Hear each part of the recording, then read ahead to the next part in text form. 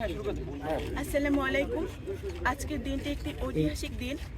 গণতান্ত্রিক ছাত্র সংসদ কেন্দ্রীয় কার্যনির্বাহী কমিটির আমরা সাংগঠনিক কার্যক্রম আজকে শুরু করতে যাচ্ছি।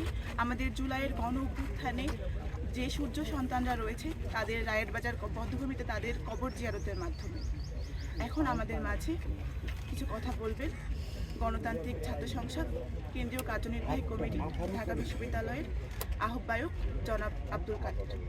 আসসালামু আলাইকুম।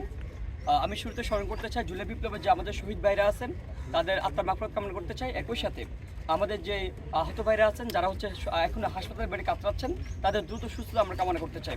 প্রিয় উপস্থিতি, আপনারা জানেন যে একটা ছাত্র সংগঠন হিসেবে, ছাত্র শক্তি হিসেবে, তারুণ্যের শক্তি হিসেবে একটা ছাত্র সংগঠন একটা আবির্ভূত হয়েছেন, সেটা হচ্ছে বাংলাদেশ গণতান্ত্রিক ছাত্র সংসদ। আপনি জানেন যে এই যে নতুন ছাত্র সংগঠন সেটা ভিত্তি হচ্ছে জুলাই গণ অভ্যুত্থানের ভিত্তি, সেটা ভিত্তি হচ্ছে তারুণ্যের যে স্বপ্ন, সেই স্বপ্নযাত্রার ভিত্তি। আমরা আমাদের যে নতুন ছাত্র সংগঠন নবযাত্রার শুরুর দিক থেকে প্রথম কার্য দিবসে আমরা আমাদের যে ভিত্তির কথা বলতেছি, সেই জুলাই গণ অভ্যুত্থানে শহীদদের কবর জিয়ারত করার মধ্য দিয়ে আমরা আমাদের আনুষ্ঠানিক কার্যক্রম আজকে শুরু করেছি। আপনারা জানেন এখানে আমাদের সেন্ট্রাল নেতৃবৃন্দ এবং ঢাকা বিশ্ববিদ্যালয়ের নেতৃবৃন্দ আছেন। আমরা একটা উদ্দেশ্য সকল শিক্ষার্থীবৃন্দকে এবং দেশবাসীকে একটা মেসেজ দিতে চাই, একটা বার্তা দিতে চাই যে আমাদের কাজ ছোট। আমরা আমাদের সাথে আমাদের অনেক শহীদি ভাইরা, আমাদের অনেক সহযোদ্ধারা কাঁধে কাঁধ মিলে আমরা যুদ্ধ করেছি, আমরা হাসিনাকে পতন করেছি। আমরা বলেছি যে কোনো গণ অভ্যুত্থানের দুটো শর্ত, দুটো হচ্ছে ডেকোরাম থাকে।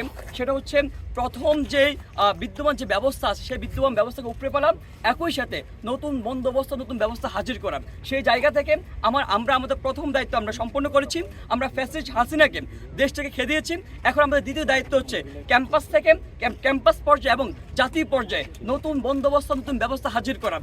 আপনারা জানেন যে নতুন ছাত্র সংগঠন তারা তৈরি হয়েছেন, আবির্ভূত হয়েছেন, সেটা দায় এবং দরদের জায়গা থেকে, দায়িত্বের জায়গা থেকে তারা তাদের দ্বিতীয় দায়িত্ব পূরণ করতে চায়, দ্বিতীয় দায়িত্ব পূরণ করতে চান। তারা ক্যাম্পাস ভিত্তিক যে লেজুর বৃত্তিপনা ছিল, যে দাসত্বের যে কালচার ছিল, যে জিম্মি করে রাখার যে কালচার ছিল, সেই জিম্মি করে রাখার কালচারকে উপড়ে ফেলে দিয়ে নতুন একটা ব্যবস্থা হাজির করতে চায়। ছাত্র সংসদের নামে, ছাত্র রাজনীতির নামে ছাত্রদেরকে ব্যবহার করে, ছাত্রদেরকে ইউজ করে যে বিদ্যমান ছাত্র সংগঠনগুলো যেভাবে দলীয় এজেন্ডা বাস্তবায়ন করতেছেন কিংবা নানান রকম কালাকানুন ব্যবহার করে শিক্ষার্থীকে জিম্মি করে রাখতেছে, সেই জিম্মিপনার বিরুদ্ধে গিয়ে নতুন একটা ব্যবস্থা আমরা হাজির করতে চাই।